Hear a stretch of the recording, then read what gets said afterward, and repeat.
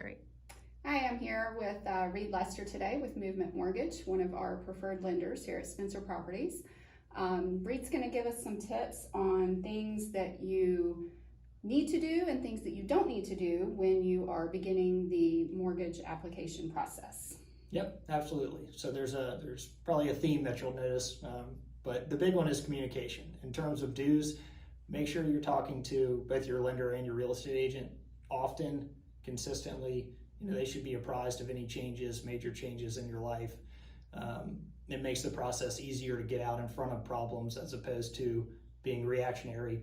Something comes up and then you're having to change on the fly, where maybe you're already under contract or there's already money on the line, and that's when things become an issue. So in terms of dues, find a lender you trust and someone that you can get a hold of when you need them, which is key.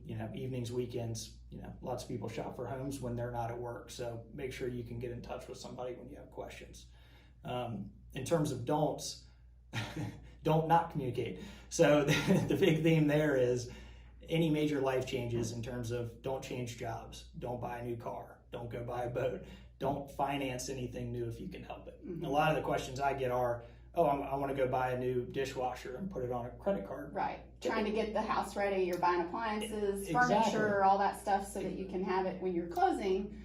You might need to hold off and wait. Exactly. And sometimes it's not a problem. So if you're putting it on an existing credit card, lender might give you the thumbs up, no problem at all. Mm-hmm. If you're opening a new store credit card, which is going to affect your credit and trip, we have things that monitor your credit during the mortgage process.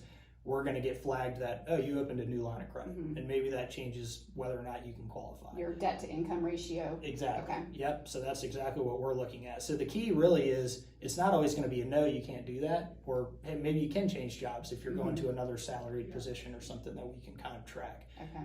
But the key is to ask before you do it. Perfect. And that way you can be coached through it and say, hey, you can do that, but don't do this. Okay. And that way you can kind of sidestep any landmines or speed bumps that are much more difficult to unravel once you get to that point. Right. Yeah. So those would be the two. Find somebody you trust and that you can get a hold of, and then if you feel like you're doing anything, normally it's kind of self-explanatory. You're like, maybe I shouldn't be doing this. If you have those thoughts, stop what you're doing and ask before you kind of go through it. Right. And you guys are excellent with responding on weekends. We appreciate you doing that and always taking good care of our buyers. Absolutely. All right. Yeah. Well, thank you. We appreciate it. Thanks.